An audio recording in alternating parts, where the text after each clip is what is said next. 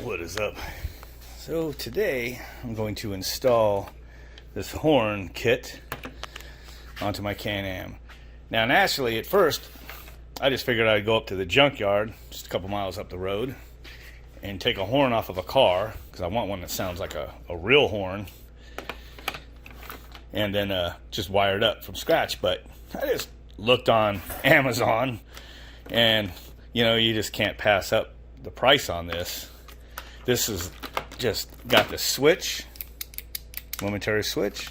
It's all pre-wired. You just hook the two wires up, pull it through the grommets. It's already got the relay hooked up.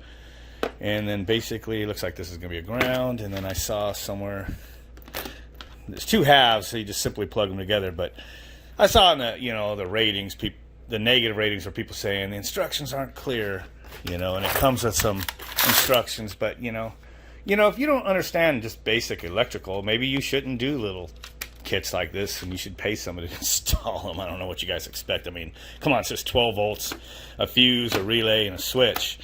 So I could just look at this and figure out how it is. So obviously this is your battery positive, battery negative. And I didn't notice this other one right here until this time, but I'm sure it's just also battery negative. And then the red wires are fused, 30 amps. So it's going to, obviously this wire is going to go to your battery positive also. And the switch is just a switch, it looks like, just looking at the way the switch is. You got your light, and then this is hot, and then white is going to be going over here to your relay, which is this white here. And then you have another white that goes out, that's going to go and plug into your horn.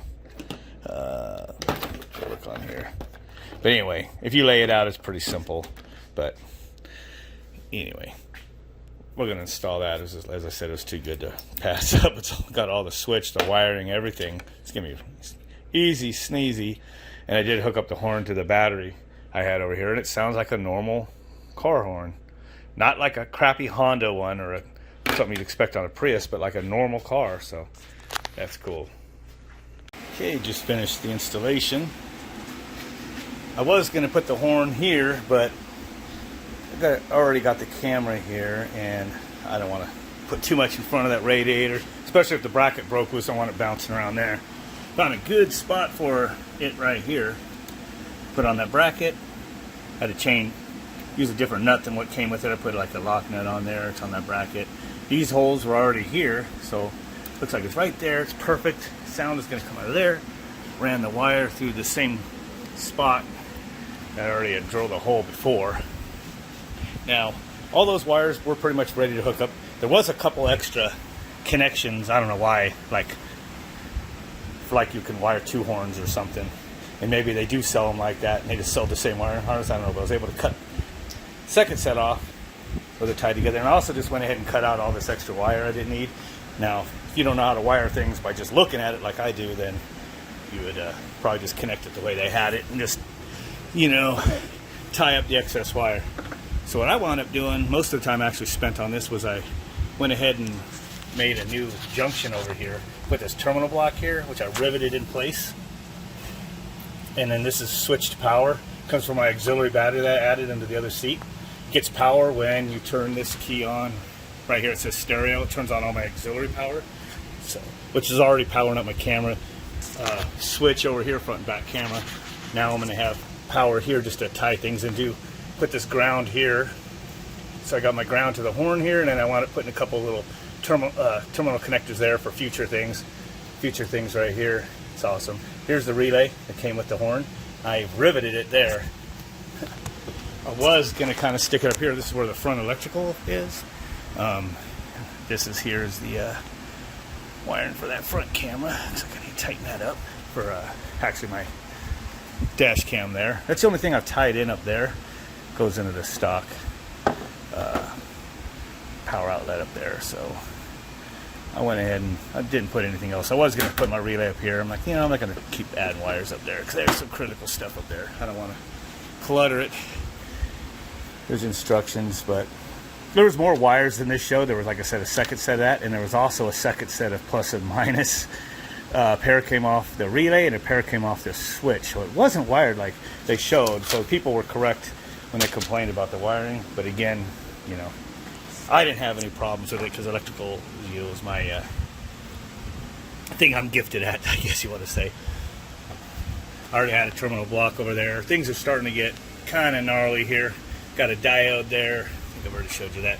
So whenever I start the vehicle, it charges my auxiliary battery. And I have a plug-in that I can unplug if it's loaded down too much. If I ever get too many accessories and I find out it's not charging the factory battery enough, I can start unhooking things. But so far, that hasn't been the case, even with the car stereo.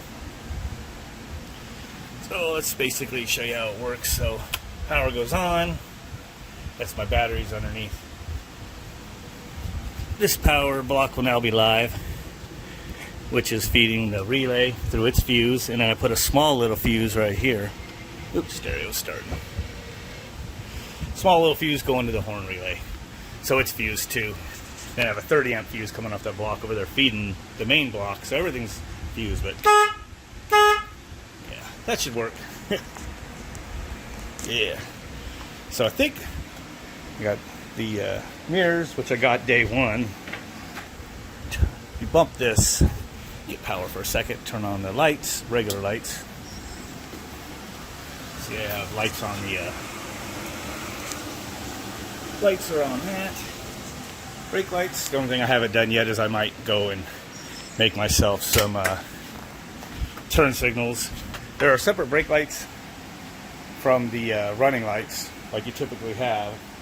Dual element LEDs back there, so I should be able to easily make a little circuit board that will make the brake lights work as normal brake lights as they are. They'll be able to independently run the turn signals.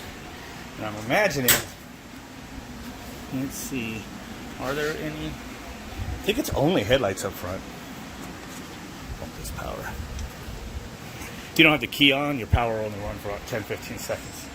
There are the headlights, no running lights that I see, so I might have to add some turn signals up front. Technically, you don't have to. It's motorcycle rules, so all you have to do is say you can use hand signals, but I prefer turn signals, so that'll probably be a future project there. So, yeah.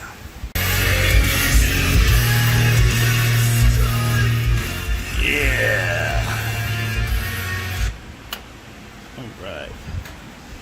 Sweet. We're getting there with this project. Getting there. So, yeah, be ready for a ride coming up in a few weeks. Going to be about 3 hours out of town. So, want everything to be good, so want to get it street legal if I can, because I guess we're going to be in a rental house. There's only so much parking, and I have to unload, so everything works out. Maybe we can drive this around town. So I'll have to see what it's going to be like to get this thing licensed for the street.